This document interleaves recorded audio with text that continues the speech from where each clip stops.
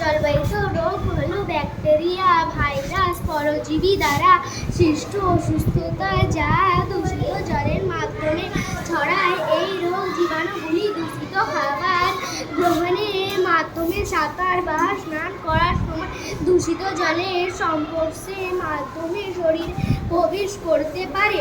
সাধারণ জলবাহিত রোগের মধ্যে রয়েছে কলেরা, টাইফয়েড জ্বর, হেপাটাইটিস এ, আমাশয়।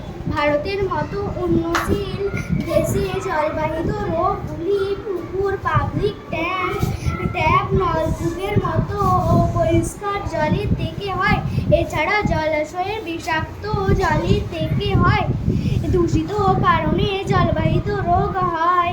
জলবাহিত রোগ প্রতিরোধ করার জন্য প্রথম আমাদের সকলকে প্রস্তুত জল পান করাতে নিশ্চিত করতে হবে। নিয়মিত স্বাস্থ্যবিধি অনুসরণ করতে হবে। প্রয়োজন পড়লে ব্যবহারের আগে জল ফুটিয়ে খেতে হবে। জলকে নিরাপদ সংগ্রহণ করতে হবে এবং পোকামাকড় ও ময়লা না পড়ে সেদিকে নজর রাখতে হবে। স্যানিটারি সুবিধা গ্রহণ করতে হবে। দূষিত জল, সাঁতার এড়িয়ে চলতে হবে। ফল এবং শাক সবজি খাওয়া বা রান্না করার আগে পরিষ্কার জল দিয়ে নিতে হবে।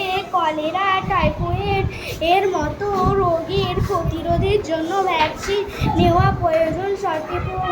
সর্বোপরি নিজেকে এবং নিজের সমাজকে জলবাহিত রোগের ঝুঁকি এবং প্রতিরোধমূলক ব্যবস্থা সম্পর্কে সচেতন হতে হবে।